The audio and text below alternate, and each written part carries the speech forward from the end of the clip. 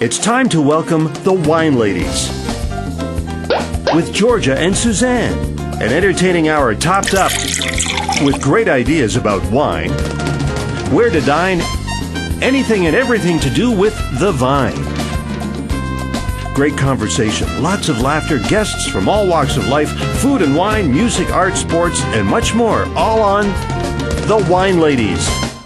Hi everybody, it's us, the Wine Ladies. I'm Georgia. And I'm Suzanne, and welcome to the Wine Ladies, one sip at a time. Thank you so much for joining us here this afternoon. And thanks to everybody for following us on Twitter and Facebook, and for all the comments that you send in on the TV show. We really appreciate that dialogue. Now, to today's show, just a couple of months ago, Suzanne and I had the distinct opportunity to be whisked away to a wonderful resort just an hour outside of Toronto, where we experienced an incredible, I believe it was an 8-course tasting menu that was out of this world. Everything and anything your heart or your palate could possibly have desired. You know, it wasn't just about the meal, though. It was about the complete experience, the beautiful resort, the surroundings. You know what? In fact, they even have a herb and vegetable garden there with over 1,000 garlic bulbs planted. Can you imagine that? By the owner himself. That's incredible. Now that's dedication. And not only that, they also actually have their own vineyard that they have planted. I believe they have Riesling, Chardonnay, and Pinot Noir. So talk about an incredible resort, an incredible culinary destination that has that encompasses absolutely everything. It's like a Shangri-La. It is.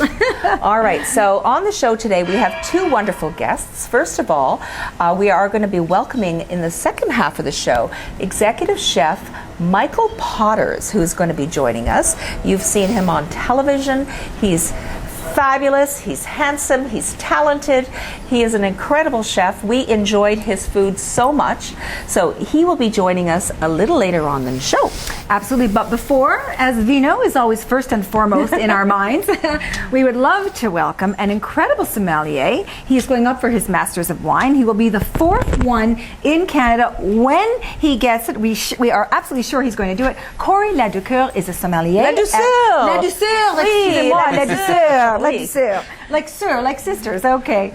Is the sommelier at Hockley Valley Resort, the Shangri-La that we're talking about. Cory, great to have you here. Thank you so much. Great to be here. Appreciate the offer. Well, thanks for joining us. You must be very busy with all those wines and all that studying that you're doing. Very busy, yeah. Time is extremely limited between, starting fairly new at the resort. It's only been 4 months, and with the new outlet cabin opening that we're going to talk about today in late December, it's been a whirlwind, kind of getting my feet on the ground and getting my team built and building the cellar and working with a new team. It's been interesting for sure, and then of course the studies has kept me very, very busy. So yeah, for sure. And that spot has everything truly in it. From they have a honey farm there, I think, as well. Don't they have close by apiary? They've got the gardens. They have the winery. There's like a butchery.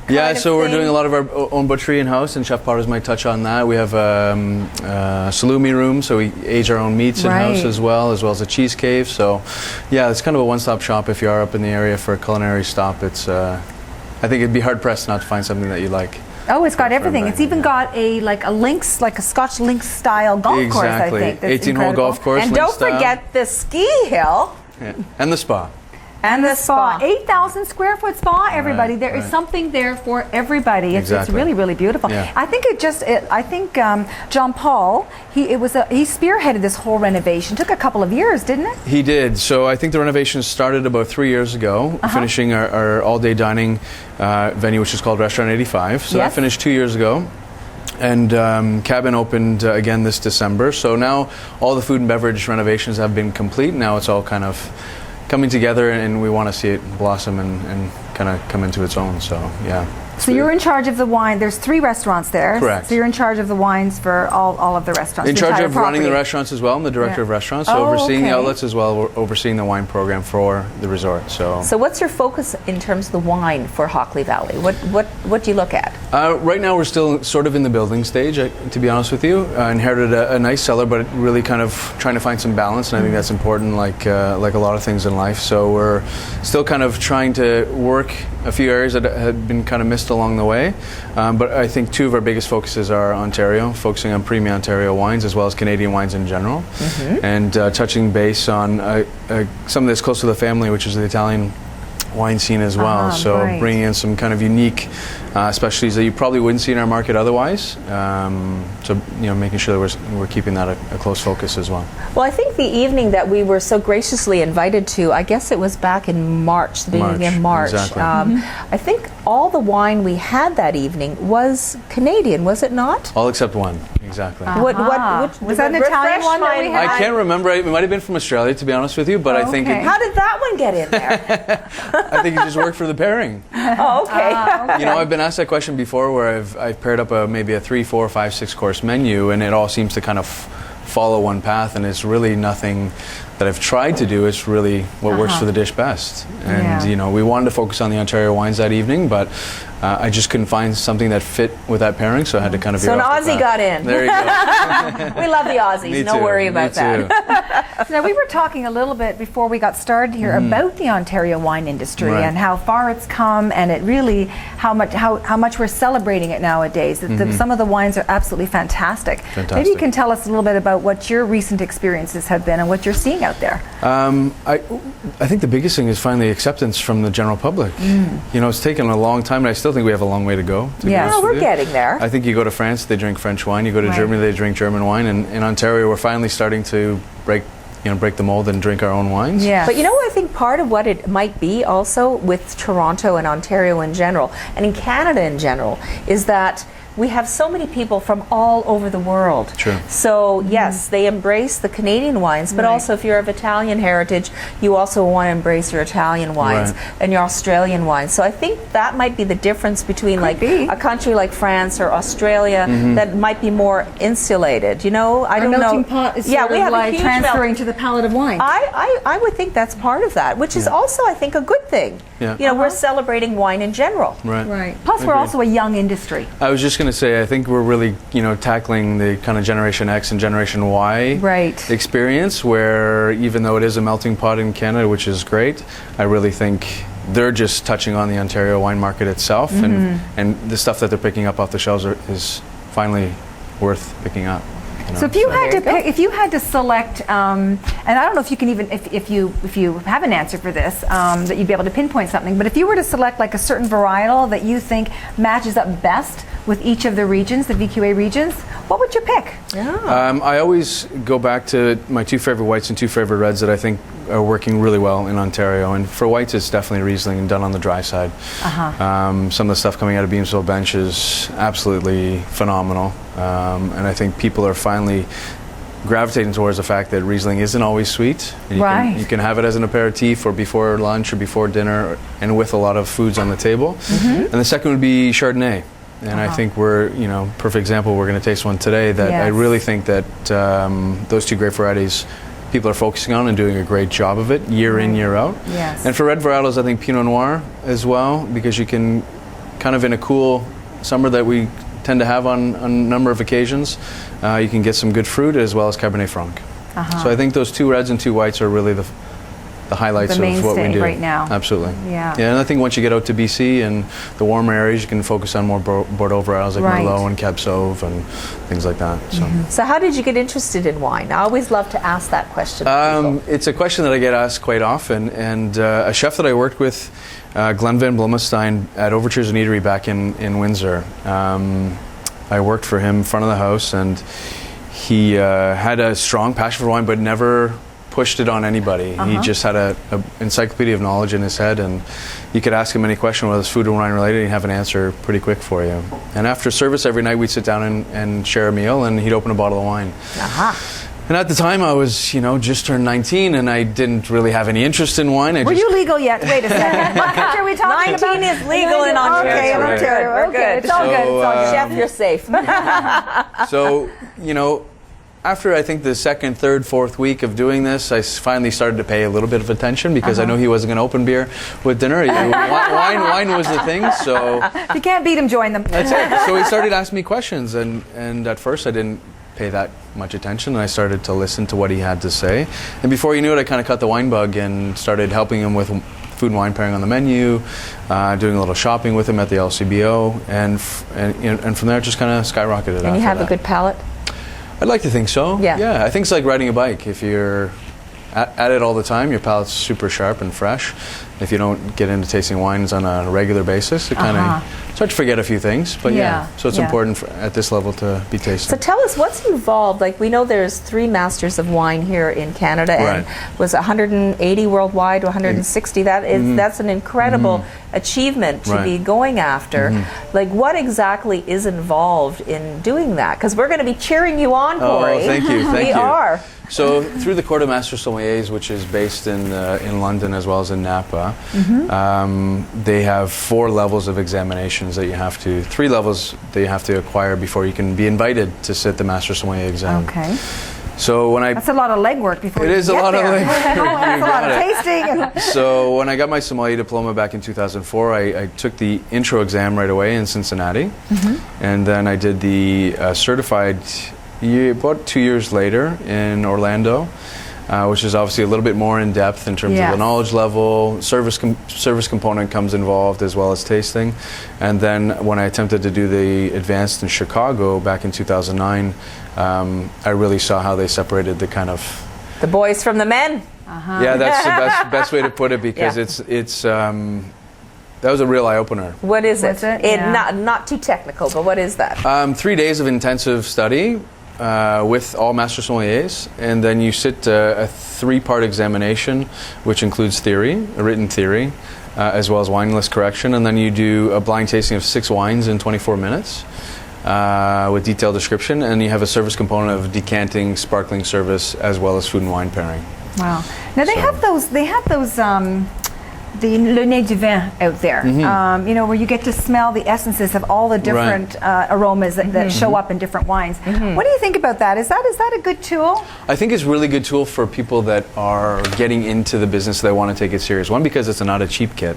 Right, that's true. But that being said, I think for you to start recognizing and building your memory bank for scents is very important. At this stage, I don't use it because I should be able to recognize the difference between an orange and a tangerine. But that being said, I think it's really good for people that do want to take that to the next level. It's good tool to use. I know we have a lot of fun with it. I have like all of them. I think I have about 4 or 5 of those kits, and sometimes we sort of drag the kit out at Christmas time, and it sounds crazy, but it's like a family game, and it's fun. Everybody has to guess what happens. I never thought of it like that. Son Michael is fantastic at it. Is that right? He gets everything right. Yeah. So, and he doesn't really have a love of wine yet, but it runs in the blood in the family. Right. So I wouldn't be surprised if he does get into the wine industry. Yeah, vino runs in his veins. But another alternate that I always use when I'm training staff or doing wine education classes is the grocery store. That's your best. Yeah, that's a great idea. That's your best nosing kit right there. Yeah. You know, green pepper, navel Cabernet, oranges, whatever. So when they see you coming, oh God, he's going to touch all the vegetables again, and he's not buying anything. That's right. Wash your food when you get home. That's a great idea. Yeah. So now I know you brought in 2 wines for different reasons. They're wonderful. They have a Chardonnay and a Pinot Noir from 2 different regions. Right. And each kind of have a bit of a story to it. Yeah. Why don't we start off with the Norm Hardie Chardonnay? Let's pour some. Well, yes, and let's taste what kind of hosts are we? We have wine in our glasses. I know. But, we forgot to toast Corey. actually at the beginning of the show. We did. All right. Well, let's toast with Corey when we get some wine in his glass. All right. How's that? Wonderful. Should I pour some? So Norman Hardie from Prince Edward County. Yeah. So Norm Hardie, been a big fan of Norm's wines since I came to Toronto, which has been 5 years now. I originally came from Windsor and didn't have exposure to his wines down in the Windsor area, and. So when I started at Granite Club, I inherited some of his wines on the list and kind of had the opportunity to taste a few of them, and really was one of those wines that you kind of stop for a second and say, where's this from and who makes it? And got to know Norm quite well, and kind of bought his successive vintages ever since I've been here, and I'm still following him today. And I always tell the story that Norm's one of the hardest working winemakers that I know, and I tell him that to his face, because I used to get calls at the Granite Club at 10:30 at night saying you have a wine delivery, and 10:30 at night. I mean, really, and it was Norm? Starting to close up shop, or shut the restaurant down, and you go downstairs, and sure enough, it's Norm was himself. Norm delivering the wine? Yeah, not the delivery guy. Norm is the delivery guy. Wow, how old is that winery? How long has it been around? That's a good question, but I've had his vintages back to 2004, so I think it was kind of within those couple years, to be honest with you. Okay, yeah. So this is the 2010 Prince Edward County Chard, and he does some Niagara fruit, but this is straight 100% county fruit. Okay. And this wine actually was given an amazing recognition from Matt Kramer from Wine Spectator of recent as one of his top 3 wines of the year, which is not an easy task, because Matt Kramer's what I consider hypercritical critic. Tough guy. Yeah, He's a very tough guy, and he really kind of points out wines that are exceptionally unique, and I think Norm's wines are like that. And I don't think they're wines for everybody. I think they're wine drinker wines. Okay. To get experience to Norm's wines, because they're very unique. Is this at the LCBO, or is it a winery? Yeah, I get that winery direct from Norm. Okay, so this is a Chardonnay. And he's from South Africa, is Norm from South Africa? Is that right? I believe so. He did a lot of study in Burgundy as well as New Zealand. Yes, and he's got some great experience, but he has a very Burgundian approach to his winemaking. What do you think of our wine glasses, by the way? Love them. I think maybe I might. Should we transfer to the smaller glasses to tasting? Okay. For tasting, maybe. We can just do a little transfer. Yeah, you got it? Oh, sure. We don't want to waste the vino. Sure. Yeah. And this sells for about $35. Is that correct, Corey? There you go, my dear. That's for you.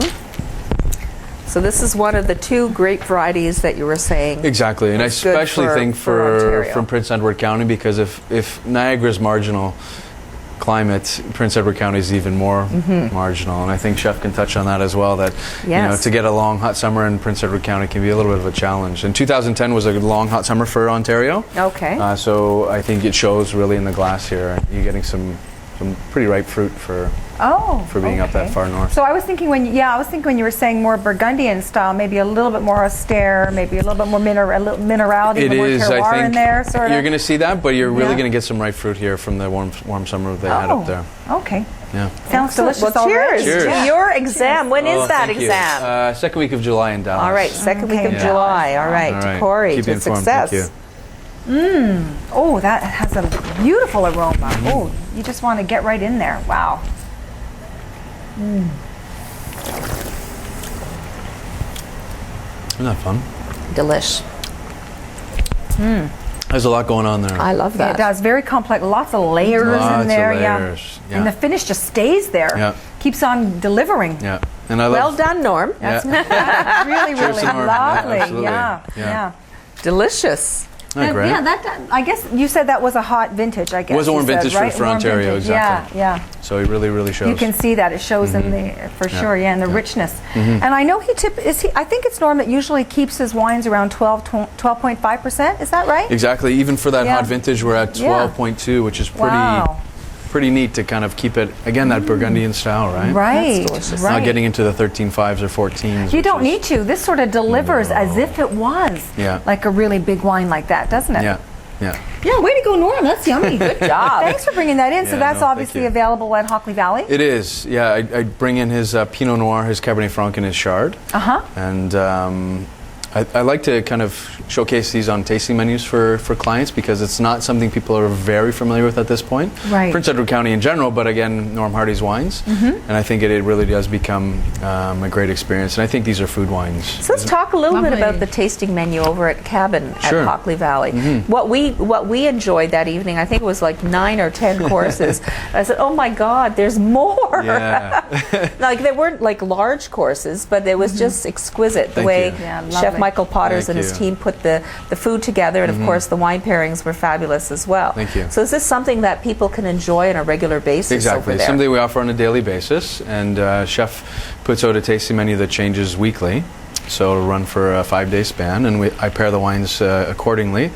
And sometimes chef likes to change things up on the fly, so it makes it interesting. I don't have a wine to go with that. No. Makes it interesting from a sommelier perspective, but also keeps me on my toes. So if you two ladies were to come back and have, let's say, a 6-course tasting menu, you might have 12 courses in total because you're going to get 6 and you're going to get 6 different ones. Oh, so really? We do that on Well, we occasion love as to well. share, so that would be perfect. So it really becomes almost a 12-course tasting menu. Wow. Which also means 12 different wines. Yes, which is always fun. So yes, we're looking at that on a daily basis, and sometimes we know ahead of time if someone's coming in and have a tasting menu, and sometimes it just happens at the minute. So you have to be prepared for whatever the client wants. So an incredible destination for fabulous wine, incredible wine program. Thank you. And also obviously with the foods that have been specifically matched to perfection. Right. With the wine. I'm going to ask the chef what he uses that garlic for.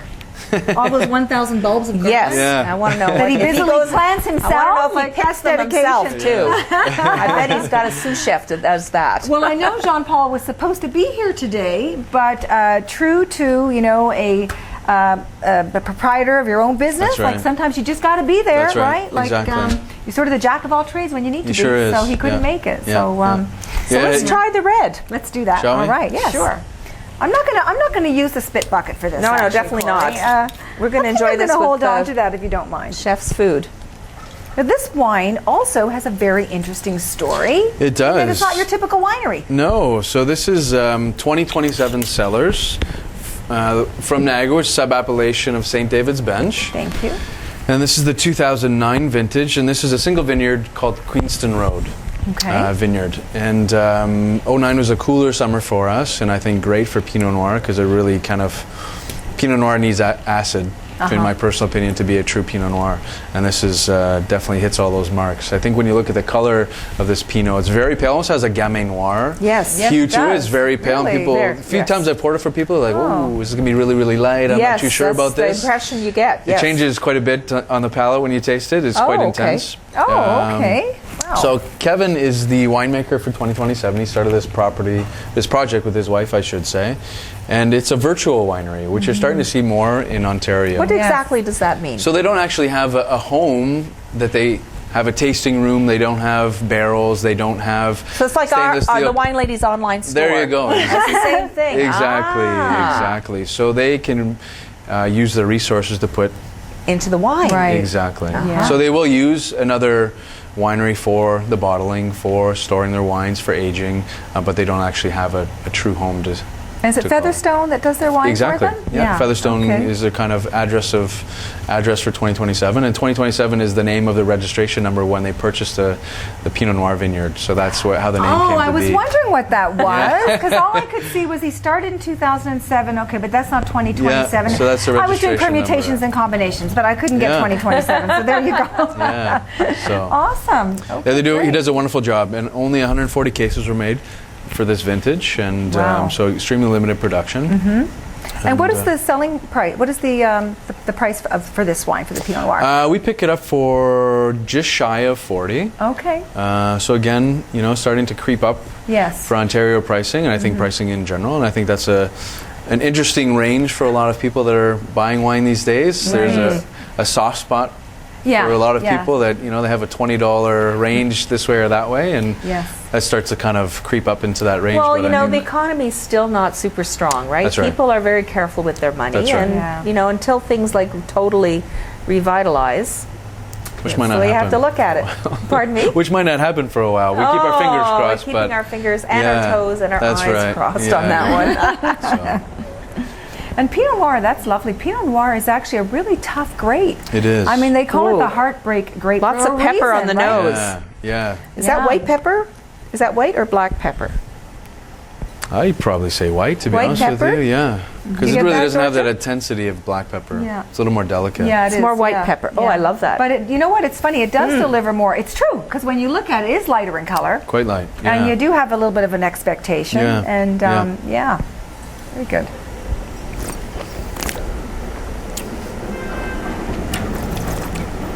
Oak is really well balanced there with the acid.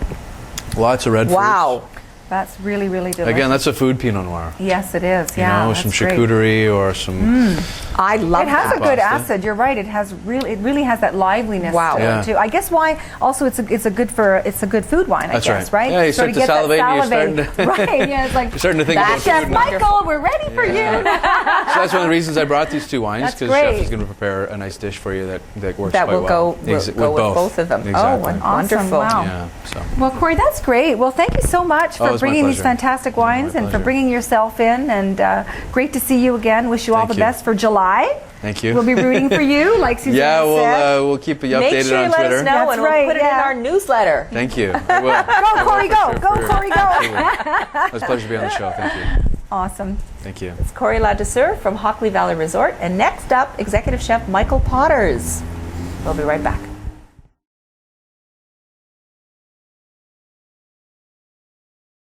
So Executive Chef Michael Potters, unbelievable chef, incredible, has spent a lot of time in Prince Edward County and many of the top restaurants in Toronto. I think you were also on Chef Worthy on a fantastic television show. What a talented gentleman. And Michael has served up something incredible for us here this evening. Executive Chef at Hockley Valley Resort. Michael, so great to see you again. Thank you. Really nice to see you guys too. Thank you for coming in and creating this unbelievable culinary sensation.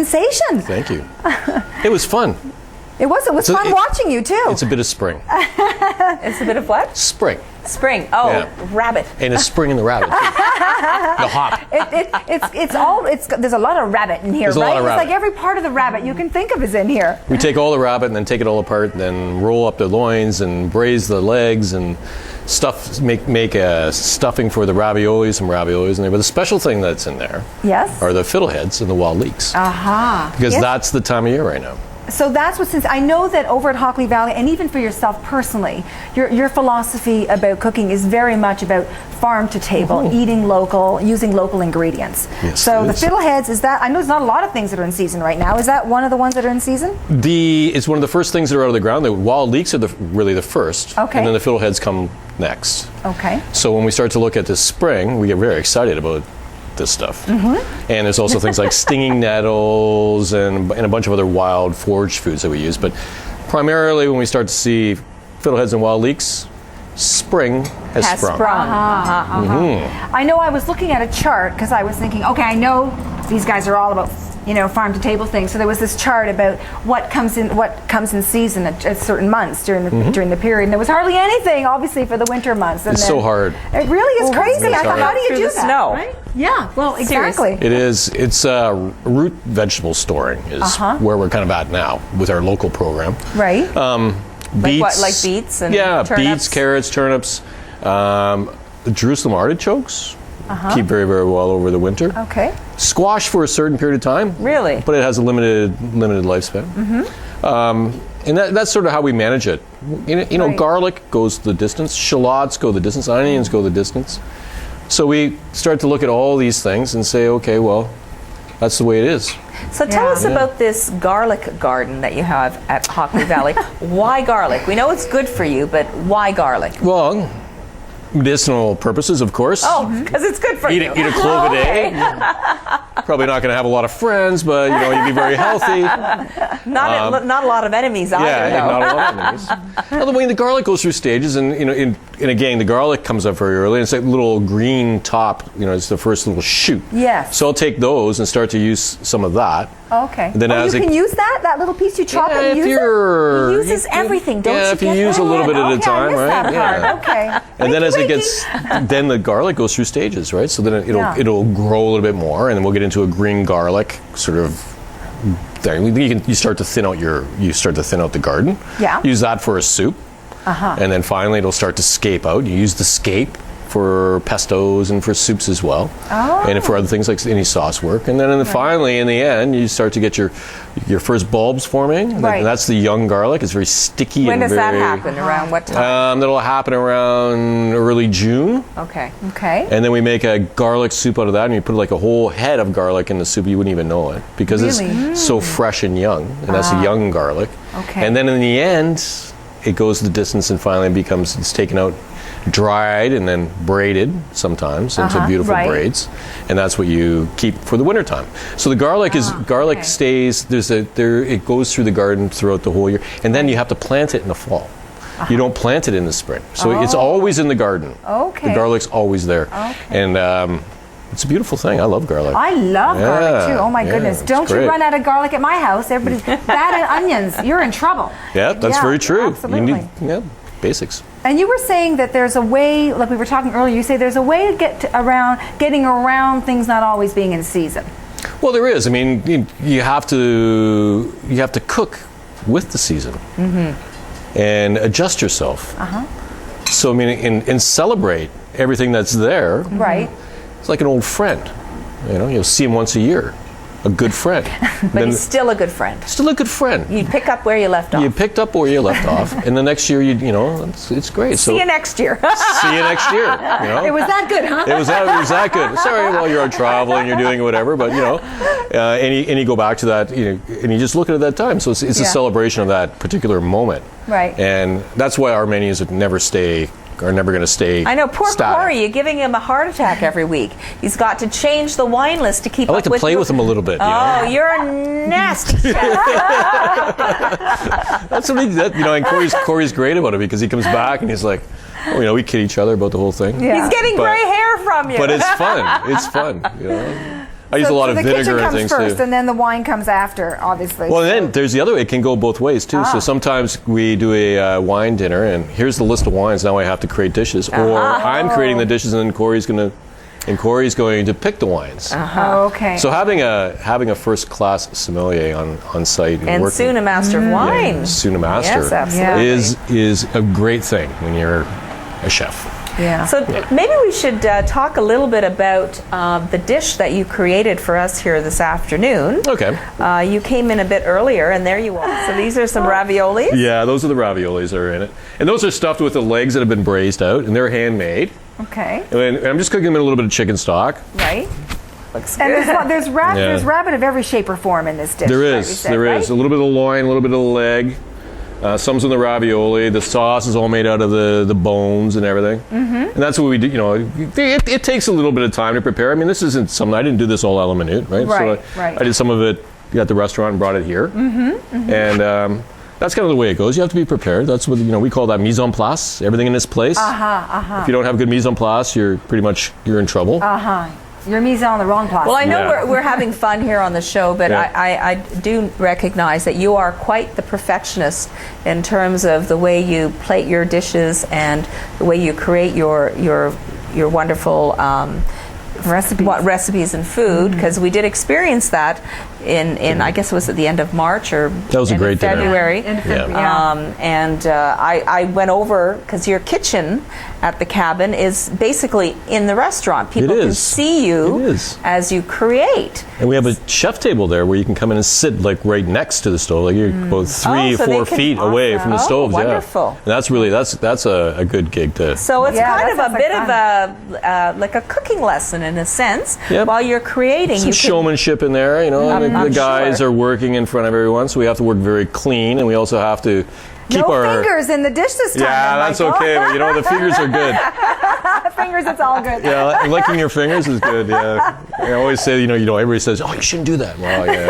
So what have you added to this dish here? Well, now I put in a little bit of the sauce that I made for it, Right. and that's I had a little bit of sauce left in the pan. That was a mistake. Oh, here we go again. Now, you were also saying that I know a lot of us that aren't chefs use flour to thicken our sauces. Yes. And that. You said that's cheating. Well, it's not cheating. It's passé. It's passé. Yeah. Passé, Okay, darling. all It's right. passé. Okay, Well, so what's because- the nouveau way? Well, now it's all about reductions, and Okay. and, What does and that creating, exactly mean, reduction? It's like taking a stock and whoosh, bringing it down. So boiling it Okay. down. yeah, boiling it's just going to it, get more boiling and it. more concentrating. So you get super flavor. Yeah, super flavor.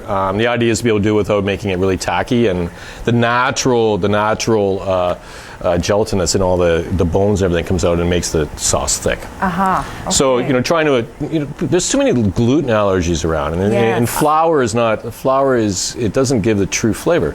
So purity, That's true. simplicity of ingredients and quality of ingredients, and that's why now we're local, farm to table. Right. All that stuff is so important because that vegetable that you get when it's taken right out of the ground is at its peak performance. So when we cook it, it's going to have the most flavor. Yeah.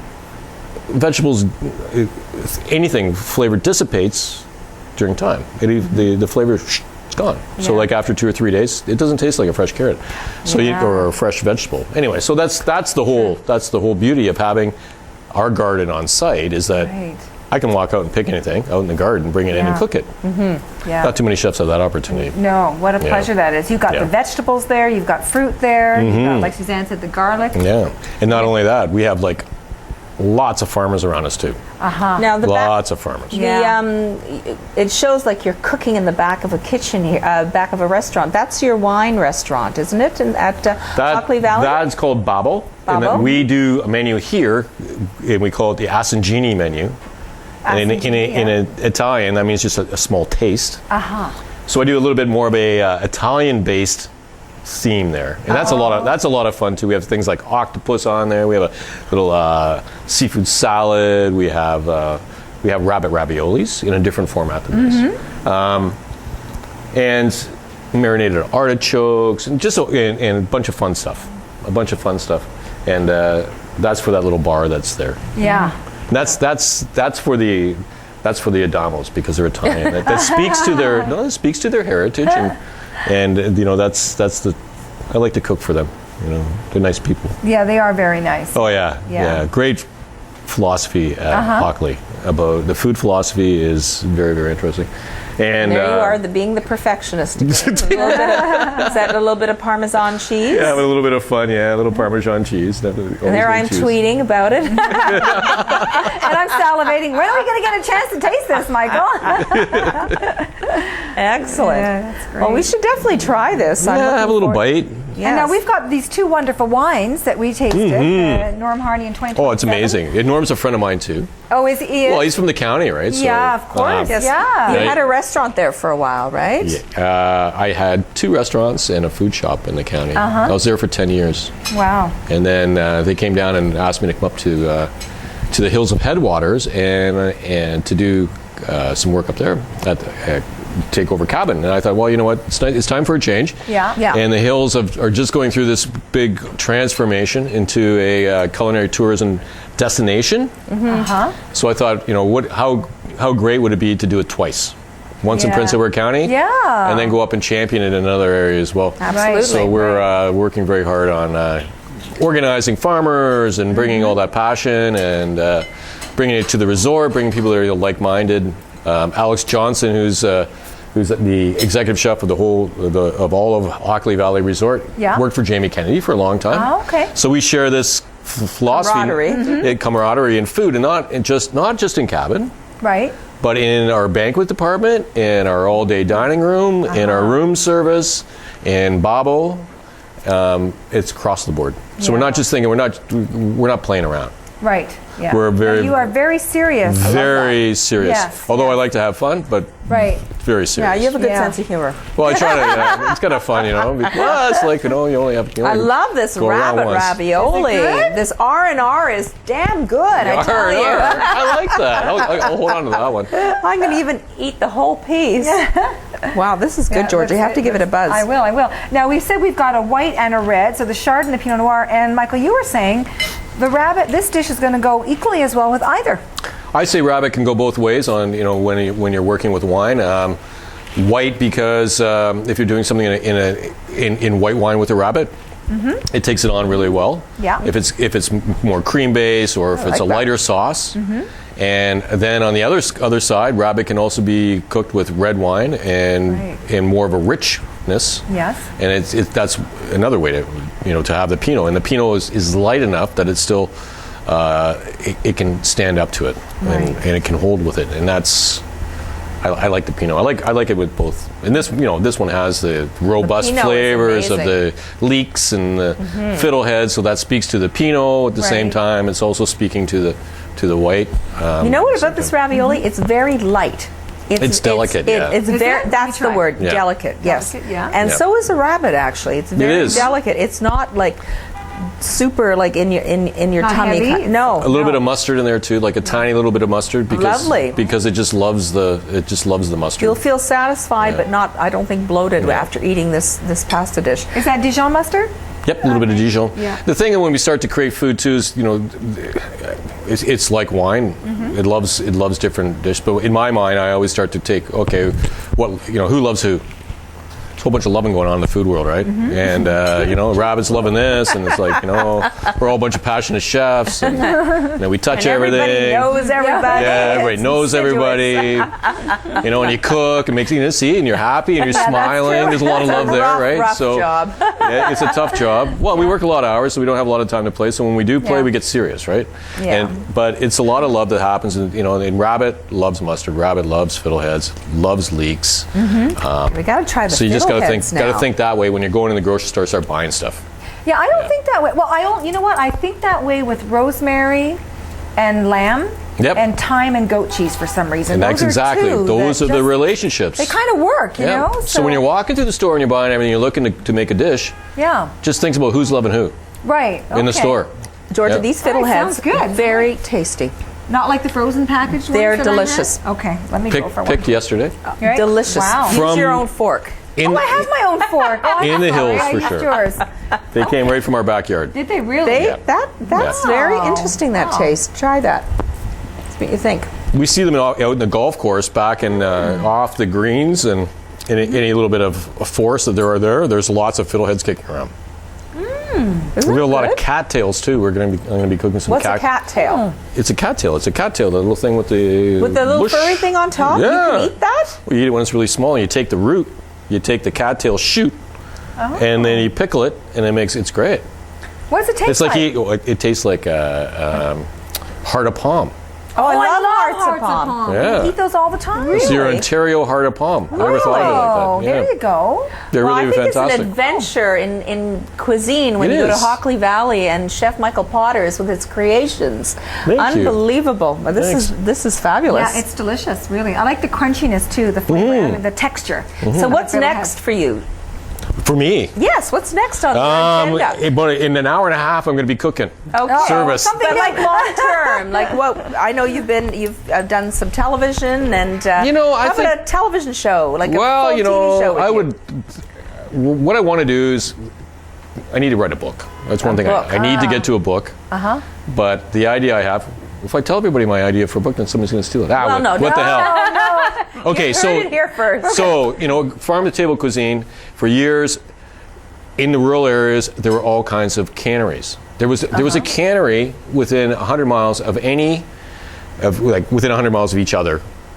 Okay. Yeah, because all they over couldn't Ontario. keep food. No, they couldn't. They needed to have. And during the Right. war, also the Victory cookbooks. I don't know if you ever saw the Victory cookbooks. Were all about canning, all about the people coming from urban areas, and the women went out to the farms and to help farm, but they also wrote all these cookbooks about canning and preserving and all the traditional recipes of Canadian cuisine. Right. Because I think we're still defining Canadian cuisine. We're getting much closer. Okay. So that the book, I would like to be able to focus on the history of our area of Ontario, Yeah. and start to look at not just what I would cook, but also what my mother cooked, my grandmother cooked, your grandmother cooked, and take all these recipes and start to throw them into one book and have some fun.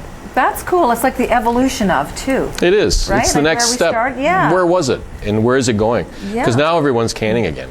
Right. Oh, I think they are, everybody are they? should have their Really, own canning that's bee. back in fashion. It is. It's back in fashion. All these community Get with gardens the all over the program, place. Georgia. Yeah. All the community gardens all over. There's lots of community gardens. There's lots of them in Toronto. Yeah. And other small towns, and they get together and they do their canning bees at the end of the year and make stuff out of their garden. So all that stuff is coming back, and Okay. it's just like charcuterie and pâtés and terrines and salamis and stuff. So But you guys do amazingly over there. by you know the who way. does the Oh, best? My goodness. It's Mr. Adamo, and I don't know. He's older. Yeah. I mean, he was a chef. Is this And John Paul's father? John Paul's father. Okay, yeah. We call him Mr. A. Okay. And Mr. A is amazing at it. And he's doing all that work. And he's actually teaching me to do that kind of stuff too. Wow. Now, did he make some of the stuff that we had that day? This is my son calling me. He wants to know what's for dinner. You can tell him it's rabbit. That's internet television.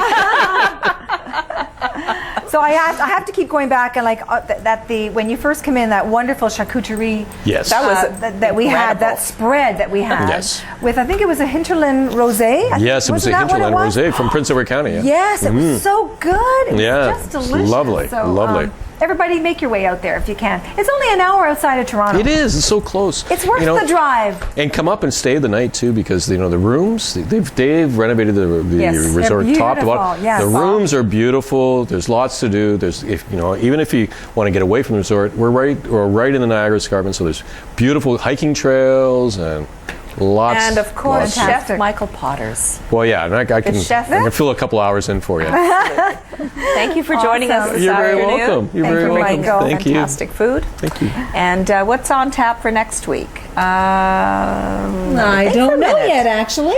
We don't know yet? No, not yet. Okay, it'll be a surprise. Serious improv. I like that. Thanks again, Michael. You're very welcome. Cheers. Cheers to Norm. To Norm. It was great wine. Sure.